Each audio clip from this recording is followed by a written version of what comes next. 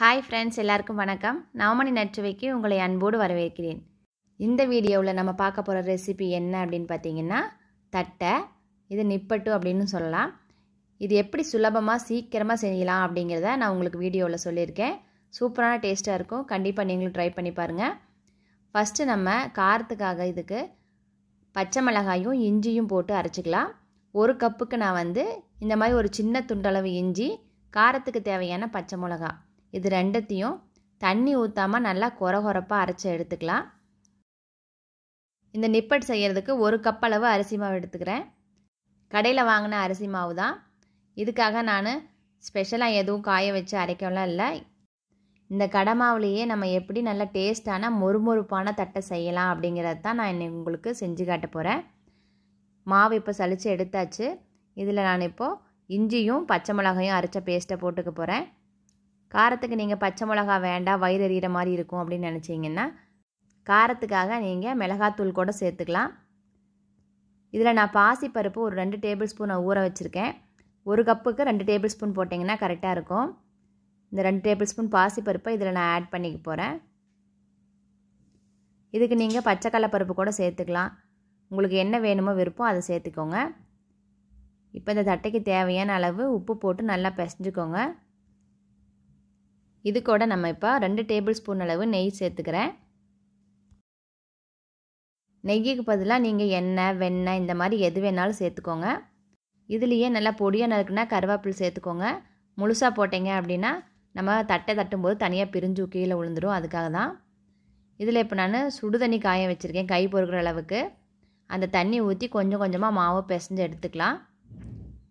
கை பொறுக்கிற அளவு சூடு இருந்தால் போதும் மாவு பிசைகிறதுக்கு.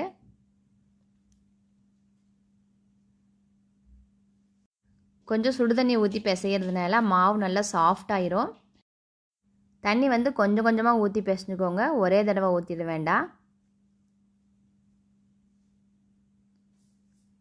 ஒரு கப்பு அரிசி மாவுக்கு 2 டேபிள் ஸ்பூன் நெய் இல்லாட்டி 2 டேபிள் ஸ்பூன் வெண்ணெய் இந்த மாதிரி போட்டுக்கோங்க. அளவு கரெக்டாக இருக்கும். காரத்துக்கு உங்களுக்கு எவ்வளவு தேவையோ அவ்வளவு பச்சை மிளகா, இஞ்சி இதெல்லாம் போட்டுக்கலாம். பாருங்கள், நல்லா பிசைஞ்சாச்சு. இந்த மாதிரி சாஃப்டாக வர அளவுக்கு பிசைஞ்சு எடுத்துக்கோங்க. ரொம்ப ட்ரையாகவும் வேண்டாம், ரொம்ப கொலகொலப்பாகவும் இருக்க வேண்டாம். உருண்டையை நல்லா உருட்டி பார்த்தீங்கன்னா நல்லா நைஸாக இருக்கணும். அந்த பதத்துக்கு மாவு பிசைஞ்சு எடுத்துக்கலாம். இப்போ இதை நான் சின்ன சின்ன உருண்டைகளாக உருட்டி எடுத்துக்கிறேன்.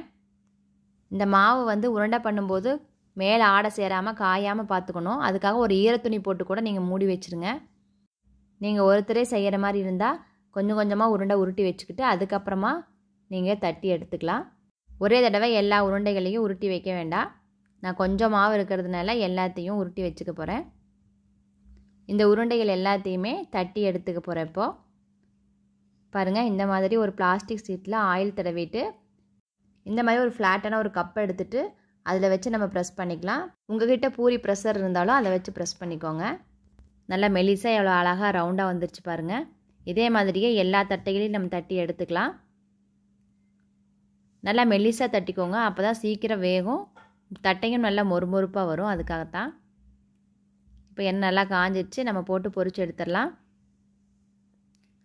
நல்லா கிறிஸ்பியாக வேக விடுங்க. கொஞ்சம் மீடியம் ஃப்ளேமில் வச்சே வேக வச்சுக்கோங்க. அப்போ தான் தட்டை நல்லா கிறிஸ்பியாக வரும். கலர் நல்லா பொன்னிறமாக ஆனதுக்கப்புறமா நீங்கள் எடுத்துருங்க. இதே மாதிரி எல்லா தட்டைகளையும் பொரிச்சு எடுத்துக்கலாம். பாருங்கள், நல்லா கிறிஸ்பியான தட்டை ரெடி ஆயிடுச்சு. டேஸ்ட்டும் சூப்பராக இருக்கும். கண்டிப்பாக நீங்கள் ட்ரை பண்ணி பாருங்கள்.